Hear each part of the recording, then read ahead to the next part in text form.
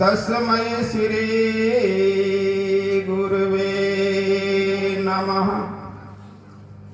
गुरु के सुमिरन मात्र से नासत विघ्न अनंत, ताते सर्वारंभ में ध्यावत है सब संत। आदरणीय संत भगवान, ग्रामवासियों, दूर दराज से पधारे हुए अभ्यागत गण, मेहमान गण, भक्तिमयी माता बहनों, प्यारे बच्चों, आज जिनके याद में यह सत्संग भजन प्रवचन का आयोजन किया गया, वे आज हमारे बीच नहीं हैं, लेकिन आज उनके याद में जो संत समागम हरि कथा की जिन्होंने व्यवस्था की है, इसके लिए सुरेश जी, नरेश जी के पूरे परिवार को हार्दिक अभिनंदन सह साधुवाद। श्रोताओं,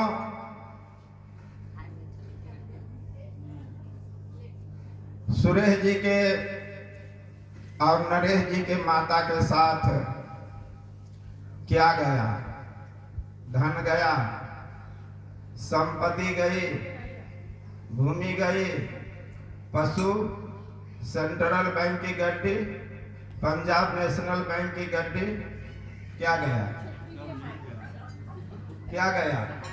धनानि भूमो पशवश्च गोष्ठी, नारी गृह द्वारे जना श्मशाने, देहश्चितायाम परलोक मार्गे, धर्मानुगो गच्छति जीवेकः। इस जीव के साथ न तो धन जाता है, न संपत्ति जाती है, न भूमि जाती है, पशु गौशाला में ही रह जाता है। जाता है उसके साथ उनके शुभ चिंतक, रिलेशन के लोग, यह कहते हुए जाता है कि राम नाम नहीं, राम नाम। एक आदमी आगे आगे कहता है और पीछे पीछे लोग दोहराता है कि सबका यही गत है। मैं पूछता हूं, किसको सुनाता है? किसको सुनाता है? एक आदमी तो आगे आगे कहता है और पीछे पीछे लोग दोहराता है, नहीं। और कांधे पर जो अर्थी लेकर के चलते हैं, शायद वह कांधे पर जो लेटे हुए रहते हैं, क्या वह भी सुनते हैं? नहीं। सुनने वाले सिर्फ एक वही है जिसके कांधे पर लेकर के जा रहे हैं। प्राण तो निकल चुका है, आत्मा तो निकल चुकी है, लेकिन वह आत्मा से दूर से वह यह देखते हैं कि जब तक इस शरीर में मैं था, नहीं, तब दुनिया का कितना हमने आनंद लिया, लेकिन आज मैं इनमें से निकल गया हूं तो सब आंसू बहाते हैं, नहीं। सब लोग आंसू बहाते हैं ना, लेकिन उनके साथ क्या गया? धर्मानुगो गच्छति जीवेकः। इस जीव के साथ एक धर्म ही जाता है, बाकी सब यहीं रह जाता है, नहीं। इसलिए मनुष्य को विचार करना चाहिए कि हमारे साथ क्या जाएगा। इसलिए सदगुरु कबीर का इशारा है कि हे, आप ध्यान पूर्वक सुनिए और विचारिए, हे मानव, यह जो हमारा नर्तन शरीर मिला है, क्या दूसरों को कष्ट देने के लिए, दूसरों को सताने के लिए, चोरी करने के लिए, बेईमानी करने के लिए, हिंसा करने के लिए नहीं? साहब कहते हैं, जीव मत मारो बापूरा, सबका एक प्राण। जीव मत मारो बापूरा, सबका एक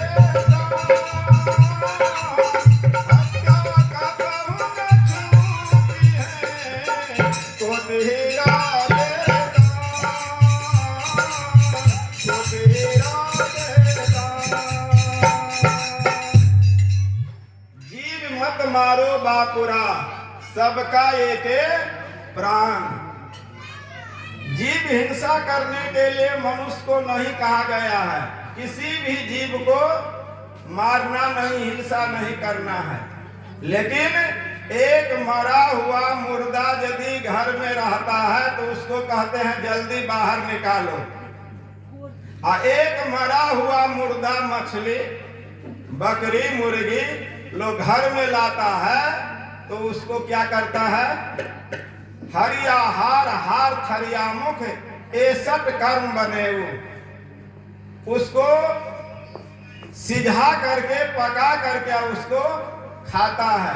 तो जिस मुख में राम नाम या सत्य नाम, उस मुख में हार चाम क्या शोभा देता है?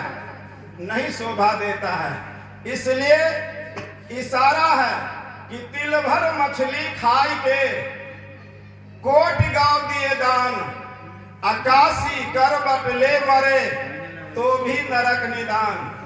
जो तिल भर मछली मांस मदिरा का सेवन कर लिया और काशी जैसी पवित्र नगरी में यदि वह मरता है, अन्नदान, वस्त्र दान, गोदान, स्वर्ण दान, हाथी दान कुछ भी करता है तो वह दान व्यर्थ चला जाता है। अपसम निस्निर दु बीआर अपिसपि क्या है? उपसर्ग है। निदान शब्द लिखा हुआ है। आप लोग बुजुर्ग पढ़े लिखे लोग बैठे तो भी नरक निदान, वह दान व्यर्थ में चला जाता है। इसलिए जीव को कभी भी मांसाहारी नहीं होना चाहिए। जितने भी मांसाहारी प्राणी होते हैं उसका दांत नुकीला होता है। जितने भी मांसाहारी प्राणी है वह रात्रि में ज्यादा देखता है।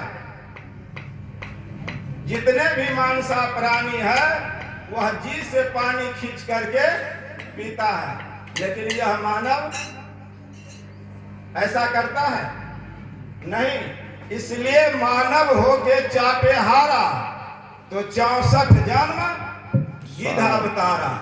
जो मानव होकर के मछली, मांस, मदिरा, तारी, दारू, शराब का सेवन करता है वह मानव रहते हुए भी क्या है? दानव। जिस तरह से अग्नि बुझ जाती है तो वह आग नहीं कहला सकती, क्या कहलाती है? राख कह दिया जाता है, छावर कह दिया जाता है। उसी तरह से यदि मानव में मानवता नहीं है तो वह खोल पहना हुआ है। किसका? मनुष्य का खोल पहना हुआ है। जिस तरह से किसी सर्कस में बाघ आया था और भालू भी आया था, काफी भीड़ हुआ करती थी देखने के लिए। पंपलेट छपवा दिया गया, जगह जगह बैनर छपवा दिया गया और कहा कि ऐसा सर्कस है आपके इलाका में जो कभी नहीं आया होगा। एक रास्ते से इन करवाता था, एक रास्ते से बाहर करवा दिया जाता था जब खत्म होता था तो। और जहां बाहर होता था तो देखने वाले से कह दिया गया था कि कॉपी और डायरी रखी हुई है, यदि सर्कस में कोई चीज की कमी है तो लिख दीजिए। बड़ाई करने वाले खूब बड़ाई किया, देखने वालों की एक चीज की कमी दिखाई पड़ी। वह क्या? कि इस सर्कस में बल मानुष नहीं है। क्या नहीं है? बल मानुष नहीं है। काफी जब संध्या में मालिक के पास पहुंची, जब उसका अध्ययन किया तो एक कमी महसूस हुई। वह क्या है? कि बल मानुष नहीं है। तो बल मानुष का एक बहुत बड़ा खोल सिलाया। क्या सिलाया? खोल। एक और बाघ का खोल और एक और बल मानुष का खोल। बल मानुष के खोल में आदमी को घुसा दिया गया और बाघ के खोल में भी आदमी को घुसा दिया गया। जब सर्कस प्रारंभ हुआ तो उस रोज इतनी भीड़ हुई कि जगह छोटी पड़ गई। सब लोग किसको देखने के लिए आया? बलमानुष को, बाघ को और बलमानुष को एक साथ स्टेज पर लाया गया।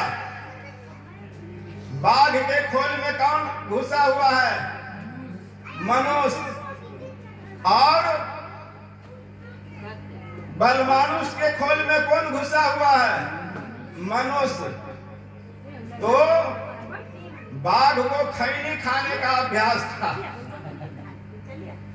खैनी खाता था। तो बाघ इशारा किया, इधर आओ, एक बार हो जाए। नहीं तो बलमानुष 3 कदम पीछे हट गया डर के मारे। जब पीछे हटाना तो लोग सब देखने वालों को चिंता बढ़ी कि बाघ कहता है कि एक बार हो जाए, खैनी हो जाए। नहीं, तो मैं ये इसलिए कहता हूं कि मनुष्य को खैनी नहीं खाना है।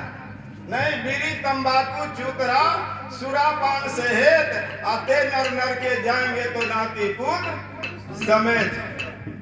बोलिए सदगुरुदेव की जय। जब इशारा किया एक बार हो जाए तो वह जो है बाघ 3 कदम पीछे हट गया।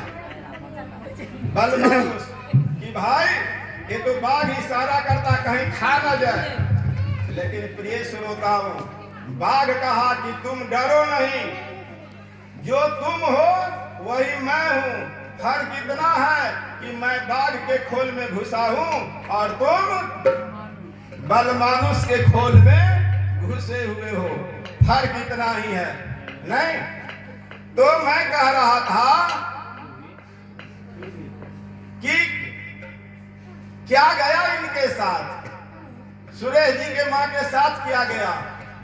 तो इशारा है कि बने जो कुछ धर्म कर ले यही एक साथ जाएगा।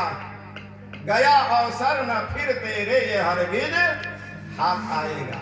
जो समय आपने बिता दिया वह समय आने वाला है नहीं। इसलिए मानव जीवन की 4 अवस्था, बाल्यावस्था, कुमार अवस्था, युवावस्था और वृद्धावस्था जाना है सबको। कोई जल्दी जाता है, कोई बीच में चले जाता है, कोई पूरी आयु प्राप्त करके जाना, लेकिन जाना सबको है। ये धन्यवाद के पात्र हैं।